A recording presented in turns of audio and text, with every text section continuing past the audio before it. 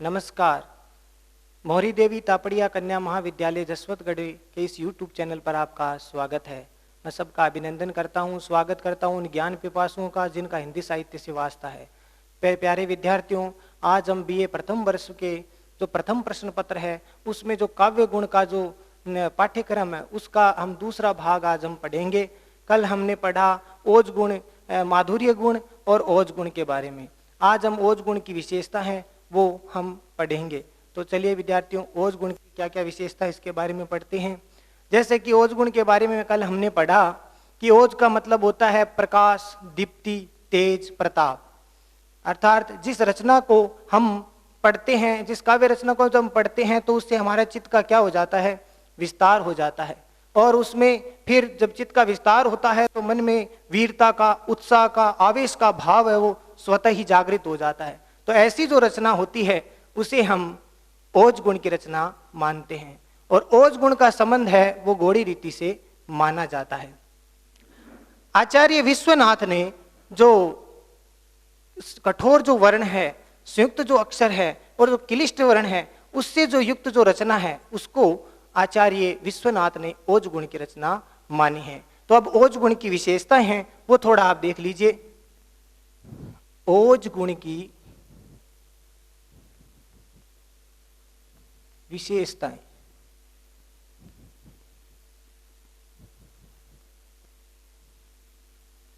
जहां संयुक्त वर्णों का प्रयोग हो, अर्थात क्ष, त्र, ज और स्र इनका प्रयोग हो, या द्वित्व वर्ण का प्रयोग हो। द्वित्व वर्ण यानी जैसे आद्य अक्षर होते हैं, जैसे त्व, महत्व लिखा जाता है, जैसे आपके पंप लिखा जाता है, ऐसे जो शब्द हो जिनके आधे अक्षर मिलाकर के लिखे जाते हैं द्वित्व वर्ण, जिसमें दो वर्ण हो।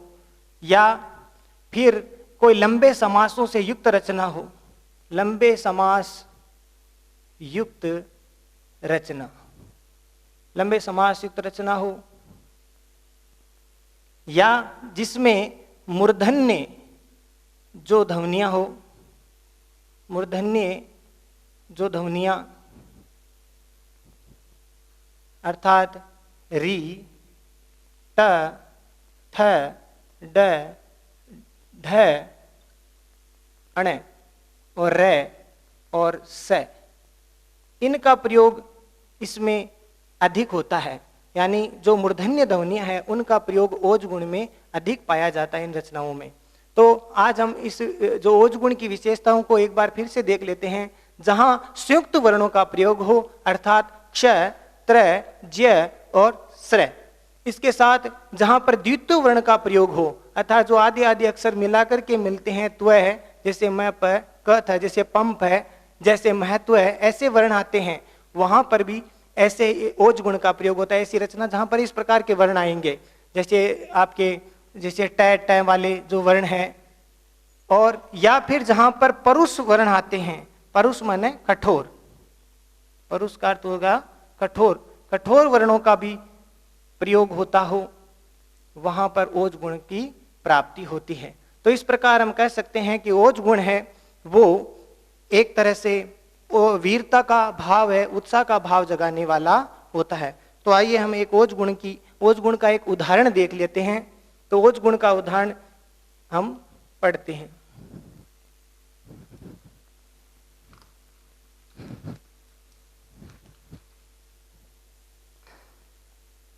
ओज गुण का उदाहरण देखिए। हैरुंड गिरे,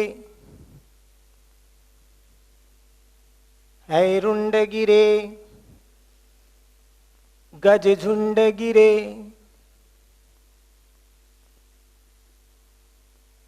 कट कट के अवनी पर,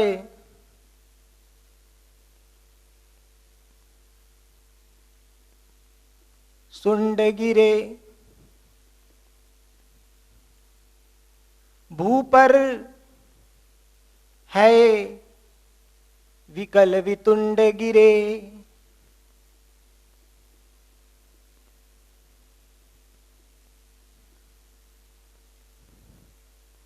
लड़ते लड़ते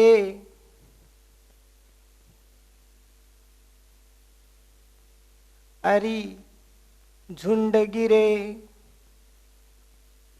लड़ते लड़ते अरी झुंड गिरे, अर्थात है रुंड गिरे गज झुंड गिरे, कट कट के अवनी पर सुंड गिरे। भू पर है विकल वितुंड गिरे, लड़ते लड़ते अरी झुंड गिरे। अर्थात जहां पर घोड़े, है मन घोड़े, रुंड मने धड़, गज मन हाथी, हाथियों के झुंड है वो। यहां पर युद्ध का एक दृश्य दिखाया जा रहा है। युद्ध के दृश्य ज्यादा अधिकतर है वो ओज गुण के रचनाओं में ही आते हैं, क्योंकि वहां पर इस प्रकार का भाव, वीरता का भाव स्वतः ही जागृत होता है, अर्थात वीरता का भाव, उत्साह का भाव उसमें होता है। तो ऐसी रचनाओं में वीरता के ओतप्रोत जो रचनाएं, जो शब्द है, वर्ण है, वो काम में लिए जाते हैं। तो है रुंड गिरे, हाथी घोड़े के धड़, हाथी है वो झुंड के झुंड है उस युद्ध क्षेत्र में गिर रहे हैं। कट कट के अवनी पर, अवनी माना धरती पर, धरती पर सुंड गिरे, हाथियों की सूंड है वो गिर रही है कट कट के। और भू पर यानी धरती पर, भूमि पर है हाथी घोड़ा। विकल मने व्याकुल, विकल मने व्याकुल। वितुंड गिरे अर्थात हाथी व्याकुल होकर के, घोड़े हाथी सब व्याकुल होकर के, घायल होकर के धरती पर गिर रहे हैं। और लड़ते लड़ते अरी झुंड गरे, अर्थात शत्रु है, शत्रुओं का झुंड है वो लड़ते लड़ते, किसी का हाथ कट गया, किसी का धड़ कट गया है, और वो लड़ते लड़ते वीर गति को प्राप्त हो गए हैं। तो इस प्रकार की रचनाओं में हम देखते हैं कि ओज गुण की प्राप्ति हो रही है। और ये जो वर्ण है वो अधिकतर आधे अक्षर है, टय वाले वर्ण हैं, वो इसमें काम में आ रहे हैं। तो ये जो उदाहरण है विद्यार्थियों आपको समझ में आ गया होगा। चलिए एक उदाहरण और लेते हैं छोटा सा। एक छोटा सा उदाहरण और लेते हैं कि मथित, मथित तड़ित, मथित चालित, ताड़ित हो महा,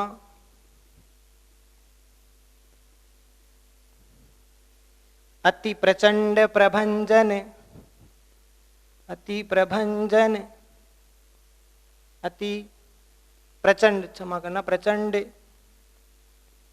प्रभंजन,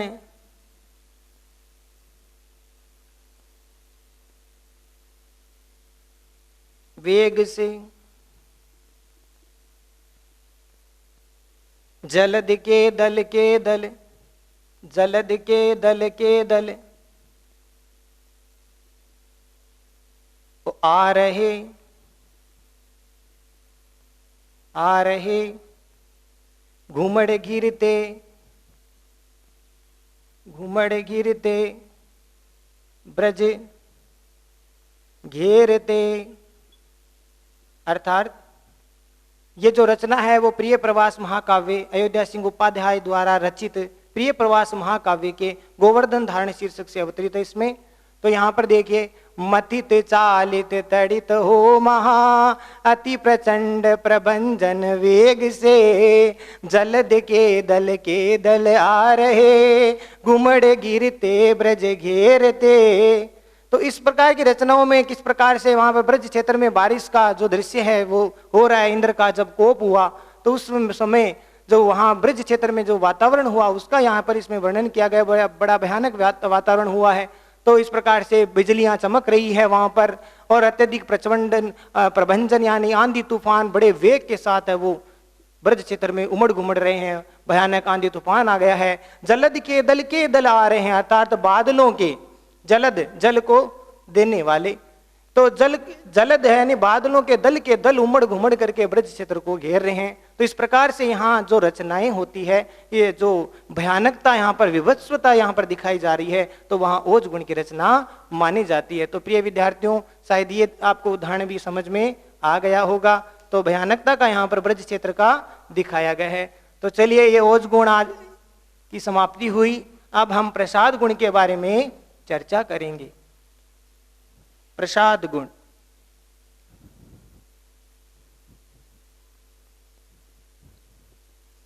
प्रसाद गुण, प्रसाद का जो शाब्दिक अर्थ होता है, प्रसाद का जो शाब्दिक अर्थ होता है वह होता है प्रसन्नता। यानी ऐसे मोटे तौर पर अगर देखें तो प्रसाद माने प्रसन्नता, प्रसाद माने कृपा भी होता है, ठीक है।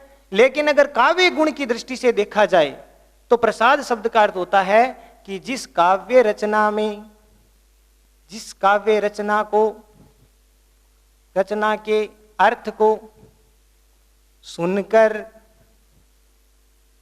या पढ़कर, जिस काव्य रचना के अर्थ को सुनकर या पढ़कर शीघ्र ही समझ में आ जाए तो वह रचना प्रसाद गुण की मानी जाती है। तो वह रचना प्रसाद गुण की मानी जाती है।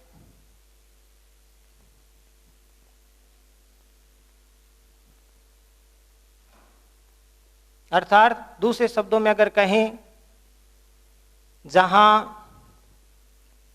सरल, सुबोध, सरल सुबोध सहज वर्णों का प्रयोग हो और जिसको पढ़ते ही, जिसको पढ़ते ही तुरंत अर्थ समझ में आ जाए,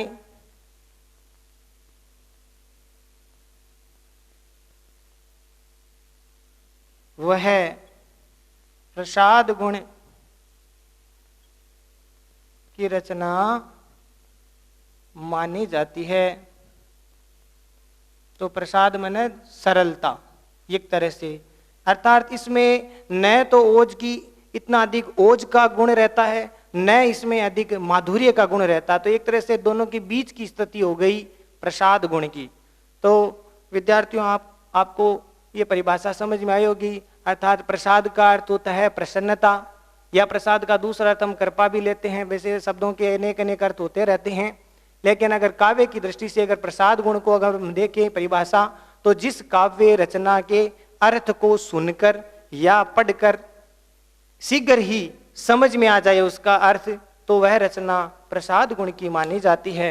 अर्थात जहाँ पर सरल, सुबोध, सरस शब्दों का प्रयोग किया जाए और जिसको पढ़ करके तुरंत ही अर्थ समझ में आ जाए, तो ऐसी रचना हम प्रसाद गुण में लेते हैं। तो चलिए, प्रसाद गुण का एक थोड़ी सी विशेषता और बता देते हैं कि जिस प्रकार से सूखे ईंधन में अग्नि तुरंत प्रज्वलित हो जाती है, उसी प्रकार से प्रसाद गुण की काव्य रचना अगर कोई पढ़ता है तो तुरंत ही, शीघ्रता से ही उसका अर्थ समझ में आ जाता है। तो इसकी एक विशेषता ये भी आप परीक्षा में लिख सकते हैं कि जिस प्रकार से सूखे ईंधन में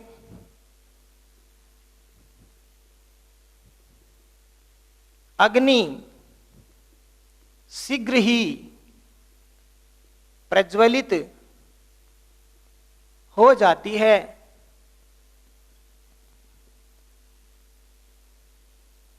उसी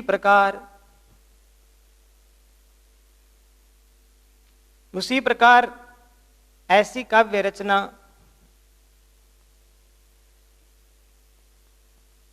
जिसे पढ़कर चित्त में उसका अर्थ शीघ्रता से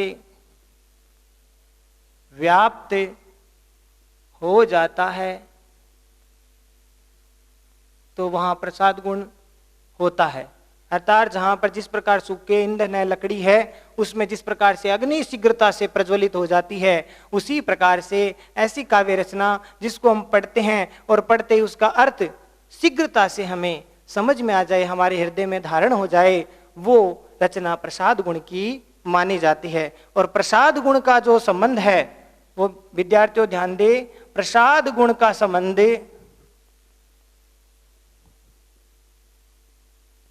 पांचाली रीति से है, पांचाली रीति से है। जैसे कि भाई जो माधुर्य गुण है उसकी जो रचना है, उसका जो घनिष्ठ संबंध है वो वैदर्भी रीति से है, और ओज गुण का जो संबंध है वो गौड़ी रीति से है। इसी प्रकार से प्रसाद गुण का संबंध पांचाली रीति से है। तो जो गुण है वो ही रीतियों से संबंध है वो रखते हैं। चलो विद्यार्थियों, अब हम प्रसाद गुण की विशेषताएं या प्रसाद गुण के उदाहरण है वो हम पढ़ते हैं। प्रसाद गुण की विशेषता में मोटे तौर पर वही है कि भाई जो अर्थ सरलता से समझ में आ जाए और उसे हम प्रसाद गुण कहते हैं। और एक विशेषता ये भी है कि इसका जो प्रयोग है वो प्रायः, इसका प्रयोग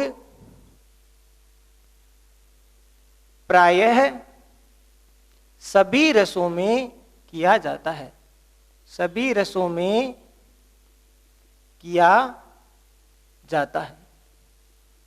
तो ये एक मुख्य विशेषता ये हो गई इनकी। अब आप इसके एक उदाहरण देखिए। जो विद्यालयों में प्रार्थना वगैरह होती है कई सरल, तो वो भी प्रसाद गुण की एक तरह से रचना है। जैसे एक उदाहरण हम देखते हैं, हे प्रभु आनंद दाता ज्ञान हमको दीजिए, ज्ञान हमको दीजिए।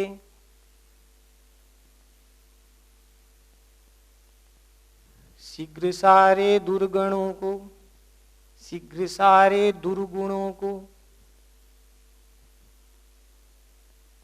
दूर हमसे कीजिए।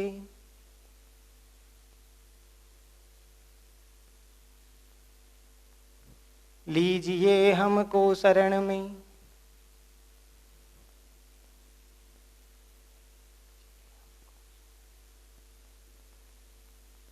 हम सदाचारी बने।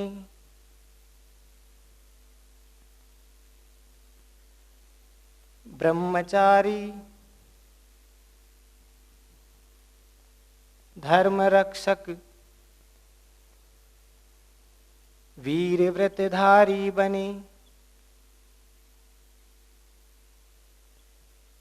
तो यह रचना बहुत प्रसिद्ध रचना है, याद करने में भी आसानी होगी आपको। ठीक है। हे प्रभु आनंद दाता ज्ञान हमको दीजिए, शीघ्र सारे दुर्गुणों को दूर हमसे कीजिए। लीजिए हमको शरण में, हम सदाचारी बने। ब्रह्मचारी धर्म रक्षक, वीर व्रतधारी बने, वीर व्रतधारी बने। तो बड़ा सरल सा इसका अर्थ है, प्रभु आनंददाता ज्ञान हमको दीजिए और शीघ्र सारे दुर्गुणों को, सारे जो हमारे अवगुण हैं उनको दूर हमसे कीजिए, और लीजिए हमको शरण में, हम सदाचारी बने, अच्छे आचरण पर चलने वाले बने, और ब्रह्मचारी बने, धर्म के रक्षक बने, और वीरता का जो व्रत है वो हम धारण करें। तो इस प्रकार से बड़ा सरल ये उदाहरण है, आपको याद करने में बड़ी आसानी होगी।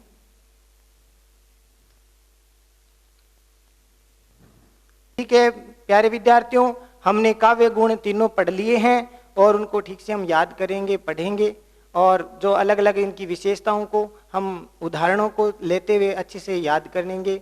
और आगे हम नेक्स्ट जो अगला जो सत्र होगा उसमें किसी नए विषय के साथ हम फिर हाजिर होंगे। इस चैनल को ज़्यादा से ज़्यादा लाइक करें, शेयर करें और सब्सक्राइब करें। धन्यवाद।